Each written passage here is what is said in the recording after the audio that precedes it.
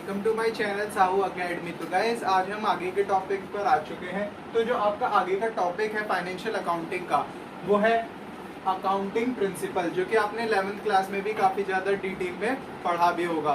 Okay, तो मैं आपको दोबारा से इसे शॉर्ट में इसे बता देता हूँ। आपने फर्स्ट वीडियो अगर नहीं देखी तो फर्स्ट वीडियो आप देख लीजिएगा, उसमें मैंने आपको फाइनेंशियल अकाउंटिंग का इंट्रोडक्शन दे दिया था। चलिए स्टार्ट करते हैं। सबसे पहले हमारा जो प्रिंसिपल आता है वो आता है the entity concept. Entity concept क्या है, सबसे पहले ये समझते हैं। It assumes that the firm or enterprise and its owners are two separate entity for accounting process या accounting purpose के लिए। ओके, तो ये एंटिटी कॉन्सेप्ट हमारा क्या कहता है? ये कॉन्सेप्ट कहता है कि इट एज्यूम्स दैट फर्म और एंटरप्राइज, ये कॉन्सेप्ट कहता है जो फर्म है या बिजनेस है और बिजनेस का जो ओनर है वो दोनों अलग हैं, वो दोनों एक नहीं है, वो दोनों अलग अलग है अकाउंटिंग प्रोसेस के लिए। कि जब भी हम कोई अकाउंटिंग प्रोसेस करेंगे तो हम ये मानेंगे कि बिजनेस और बिजनेस का ओनर अलग थिंक है।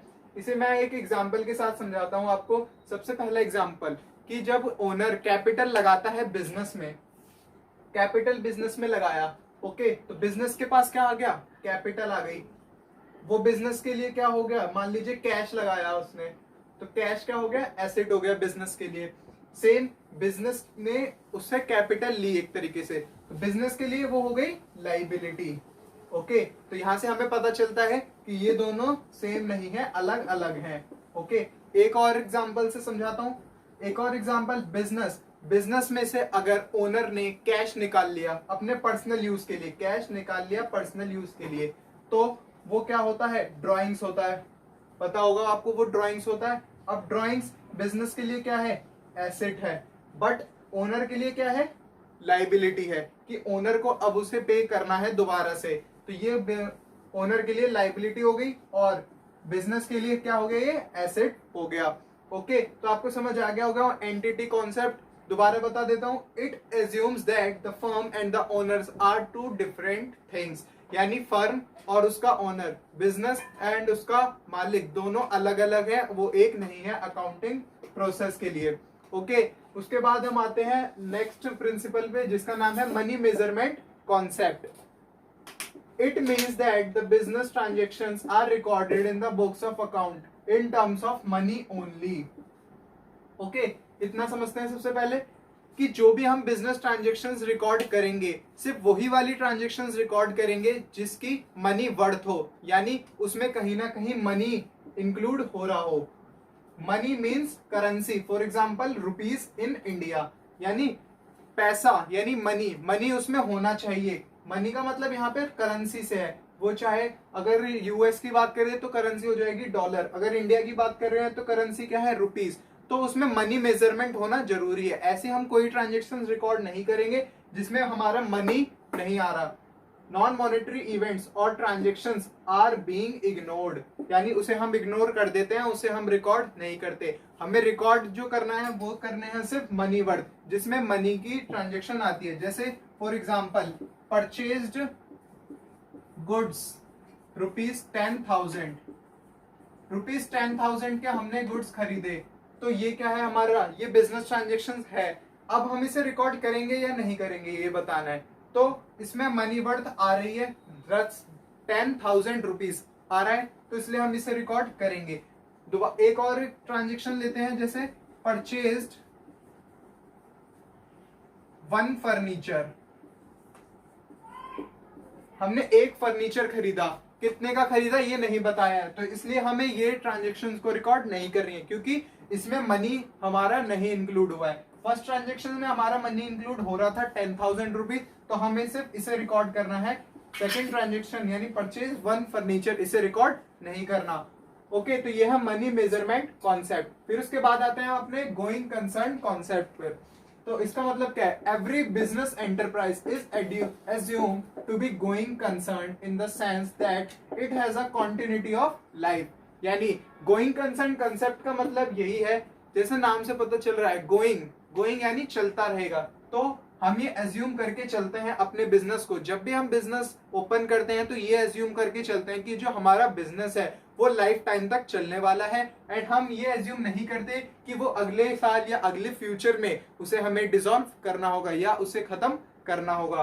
तो ये होता है हमारा गोइंग कंसर्न कॉन्सेप्ट। इसका मतलब क्या है, ये एज्यूम करता है कि जो हमारा बिजनेस है वो आगे पूरी लाइफ कंटिन्यू चलता रहेगा, जो भी हमारे बिजनेस के एम है या बिजनेस का ऑब्जेक्टिव है उसे पूरा करने के लिए ये बिजनेस पूरी लाइफ टाइम चलता रहेगा। एंड हम हमेशा यही सोचते हैं, और हम कभी भी ये नहीं सोचना कि हमारा जो फर्म है वो आगे पीरियड में डिसॉल्व हो जाएगा। ओके, तो ये है। चलिए आगे बढ़ते हैं अपने नेक्स्ट कॉन्सेप्ट पर, जिसका नाम है कॉस्ट कॉन्सेप्ट। कॉस्ट कॉन्सेप्ट क्या कहता है? According to cost concept it means that a fixed asset, fixed asset कौन कौन से? Building, furniture, machine is recorded in the books of account at the price actually paid for it. यानी cost concept कहता है कि अगर हम कोई फिक्स्ड एसेट खरीदेंगे, फिक्स्ड एसेट यानी furniture, land, building, plant, okay, तो ये क्या हो गया? Fixed asset. उसे हमें रिकॉर्ड करना है अपनी बुक्स ऑफ अकाउंट में, जितना हमने एक्चुअली में उसके लिए अमाउंट पे किया है। फॉर एग्जाम्पल, मैं एक एग्जाम्पल लेता हूं, मशीनरी परचेज्ड ₹10 लाख।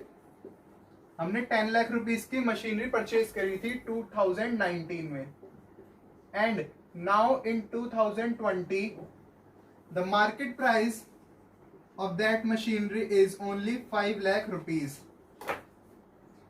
तो जब मशीनरी हमने खरीदी कितने की थी? 10 लाख रुपीस की, बट अब जो मार्केट प्राइस है वो 5 लाख रुपीस का है। तो हमें बुक्स ऑफ अकाउंट में कौन सा प्राइस दिखाना है? हमें बुक्स ऑफ अकाउंट जब हम मेंटेन करेंगे तो फर्नीचर या जो मशीन हमने परचेज करी है उसका हम 10 लाख रुपीस ही दिखाएंगे। ओके, तो ये कहता है कॉस्ट कॉन्सेप्ट। तो eight the price actually paid for it, it is called acquisition cost. और जो हमने उसके लिए कॉस्ट हमने पे करी उसे हम कहते हैं acquisition cost. The market price of fixed asset is ignored. जैसे कि मैंने बताया, मार्केट प्राइस को हमें इग्नोर कर देना है, हमने जितना एक्चुअली में कैश पे करा है वो हमें प्राइस दिखाना है। This concept is also known as historical cost concept. इस कॉन्सेप्ट को हम हिस्टोरिकल कॉस्ट कॉन्सेप्ट भी कहते हैं। अब क्यों कहते हैं हिस्टोरिकल? हिस्टोरिकल यानी हिस्ट्री, हिस्ट्री यानी पास्ट, तो पास्ट की कॉन्सेप्ट भी कहते हैं। यानी क्यों कहते हैं? क्योंकि हमने अभी एग्जांपल देखा था, मशीनरी हमने परचेज करी पास्ट में 10 लाख रुपीस की, बट प्रेजेंट वैल्यू उसकी 5 लाख रुपीस है, बट हम जो वैल्यू रिकॉर्ड कर रहे हैं वो पास्ट की वैल्यू रिकॉर्ड कर रहे हैं, इसलिए हम इसे हिस्टोरिकल कॉस्ट कॉन्सेप्ट भी कहते हैं। आई होप समझ आ गया होगा। अब आगे बढ़ते हैं। आगे पीरियोडिसिटी कॉन्सेप्ट। पीरियोडिसिटी कॉन्सेप्ट क्या है ये समझते हैं। The working life of a business should be split या divided into short periods of time called accounting period। जो वर्किंग लाइफ है बिजनेस की, अब हमें पता तो नहीं कि वर्किंग लाइफ कितनी है, क्योंकि हमने अभी कॉन्सेप्ट पढ़ा था थोड़ी देर पहले, गोइंग कंसर्न कॉन्सेप्ट। उसमें हमने क्या बताया था कि जब भी हम बिजनेस स्टार्ट करेंगे तो ये सोच के स्टार्ट करेंगे कि बिजनेस कभी भी डिसॉल्व नहीं होगा या कभी भी खत्म नहीं होगा। तो अब अगर बिजनेस कभी खत्म होगा ही नहीं तो हम उसके अकाउंटिंग इंफॉर्मेशन कैसे निकालेंगे, अकाउंट्स कैसे बनाएंगे? तो ये कॉन्सेप्ट कहता है कि जो बिजनेस की लाइफ है उसे छोटे छोटे पीरियड्स में डिवाइड करना चाहिए हमें। उस छोटे छोटे पीरियड्स को हम कहते हैं अकाउंटिंग पीरियड्स। लेट्स सी, इन 2019 हमने बिजनेस स्टार्ट किया। अब हमें पता नहीं है कब तक चलेगा बिजनेस, हमने माना कि ये कभी बंद नहीं होगा। इसे हम छोटे छोटे पीरियड्स में डिवाइड कर लेते हैं। एक पीरियड ये हो गया। अब ये जो छोटे पीरियड होते हैं ये होता है अकाउंटिंग पीरियड, इसे हम कहते हैं अकाउंटिंग पीरियड। एंड ये अकाउंटिंग पीरियड नॉर्मली 1 ईयर का होता है।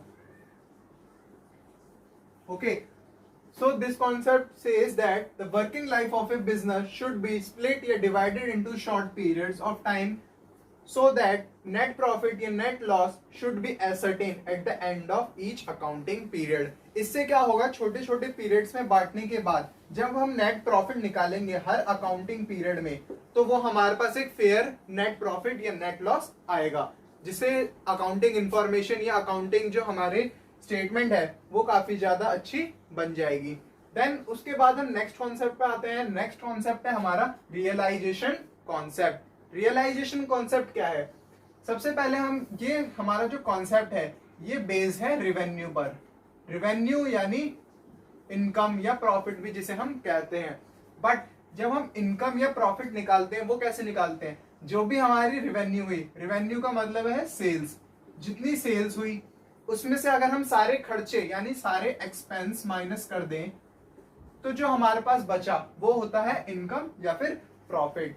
तो this concept says that this concept relates to the revenue only, ये सिर्फ रेवेन्यू यानी सेल्स पे डिपेंड करता है। फॉर एग्जाम्पल रेवेन्यू कहाँ से हो सकता है, हमें sales of a goods, rendering of a service, किसी गुड्स को हमने सेल करा या कोई सर्विस हमने प्रोवाइड करी तो इससे हमें क्या हुआ, रेवेन्यू हुआ। This concept is related to the point when the revenue recognised. अब ये कॉन्सेप्ट समझते हैं, इस कॉन्सेप्ट को समझाने के लिए मैं एक एग्जांपल लेता हूं, आपको एग्जांपल बताता हूं। मान लीजिए 2015 में कार इज सोल्ड ₹1 लाख की, 1 लाख रुपए की 2015 में हमने कार सेल करी, बट जो कार का हमें पैसा मिला वो मिला 2016 में, 2016 में। अब ये डाउट आता है कि हम रिकॉर्ड कब करें अपनी सेल को, 2015 में रिकॉर्ड करें या 2016 में रिकॉर्ड करें। तो ये कॉन्सेप्ट ये कहता है कि जब भी हमारी कोई सेल या रेवेन्यू होगी उसे हमें तभी मानना है जब सेल हो गई, हमें तब नहीं मानना है जब हमें उसके लिए एक्चुअली में कैश मिला। हमें सेल कब माननी है, जब हमारे पास से हमारा गुड्स चला गया, यानी हमें 2015 में इसे सेल को दिखाना है, क्योंकि हमने 2015 में कार सेल कर दी, हमारे पास से कार चली गई, बट जो एक्चुअली कैश है वो हमें 2016 में मिला। बट हमें अकॉर्डिंग टू रियलाइजेशन कॉन्सेप्ट हमें अपने बुक्स ऑफ अकाउंट में सेल कब दिखानी है, इन 2015। तो ये है हमारा रियलाइजेशन कॉन्सेप्ट। अब आगे कॉन्सेप्ट पर बढ़ते हैं। देन अब अपना लास्ट हम कॉन्सेप्ट देख लेते हैं, that is accrual concept. Accrual concept क्या होता है, according to this concept revenues are recognised when they simply became receivable though cash is not recorded या received, and the expense are recognised when they are become payable though no cash is paid immediately. यानी ये concept हमने इससे पहले जो concept पढ़ा था recognition concept, वो किससे रिलेट कर रहा था, सिर्फ रेवेन्यू से रिलेट कर रहा था। ये वाला जो कॉन्सेप्ट है एक्यूरल कॉन्सेप्ट, वो दोनों से रिलेट करता है, revenue and expense both, revenue and expense both. कैसे, अब ये समझाता हूं मैं। इसमें कहा गया है कि revenues are recognised when they simply became receivable, यानी हम रेवेन्यू, हम अपनी इनकम कब मान लेंगे, जब हमारी इनकम हो जाएगी। हमें इससे मतलब नहीं है कि हमें कैश कब मिला, जैसे कि हमने लास्ट अभी कॉन्सेप्ट में देखा था। Same the expense are recognised when they become payable, ऐसे ही हमें एक्सपेंस को भी हमें कब मानना है, जैसे ही हमारा एक्सपेंस हो जाए। उससे हमें कोई मतलब नहीं है कि हमने उसकी पेमेंट बाद में करी हो। एग्जाम्पल लेके मैं आपको समझाता हूं। अगर हम रेवेन्यू का एक एग्जाम्पल लें तो सेम हमने गुड्स सोल्ड करे 2015 में, सोल्ड गुड्स ₹10,000 के, ओके, बट जो हमें कैश मिला इन वो मिला हमें 2016 में। तो अब हमें रेवेन्यू अपने बुक्स ऑफ अकाउंट में कब रिकॉर्ड करना है, 2015 में। यानी revenues are recognised when they simply became receivable, जब हमारी रेवेन्यू हो गई तभी हमें उसे रिकॉर्ड करना है। देन हम एक्सपेंस का एक एग्जांपल लें अगर, तो एक्सपेंस के एग्जांपल में हम लेते हैं परचेज, हमारा एक्सपेंस है, हमने गुड्स परचेज करे 1 लाख रुपीस के गुड्स परचेज करे इन 2015, बट पेमेंट हमने कब करी, इन 2016। अब ये डाउट आता है कि हमें रिकॉर्ड कब करना है परचेज को, तो हमें परचेज को तब रिकॉर्ड करना है जब हमारा एक्सपेंस हो गया, यानी हमारा एक्सपेंस कब हुआ, इन 2015। बट हमें उससे कोई मतलब नहीं है कि हमने कैश कब पे करा, एक्सपेंस हमारा 2015 में है, कैश हमने 2016 में पे करा है, तो ये हमारा 15 में रिकॉर्ड होगा। आई होप ये आपको समझ आ गया होगा। नेक्स्ट वीडियो में हम बात करेंगे अकाउंटिंग कन्वेंशंस की। अभी हम पढ़ तो रहे हैं प्रिंसिपल्स ही, बट प्रिंसिपल में भी दो चीजें होती हैं, एक होता है कॉन्सेप्ट एंड एक होता है कन्वेंशन। नेक्स्ट वीडियो में हम कन्वेंशन पढ़ेंगे। अगर आपको वीडियो पसंद आई हो तो वीडियो को लाइक कर दीजिएगा, चैनल को सब्सक्राइब कर लीजिए एंड आगे के टॉपिक्स के लिए बेल आइकन प्रेस कर लीजिए।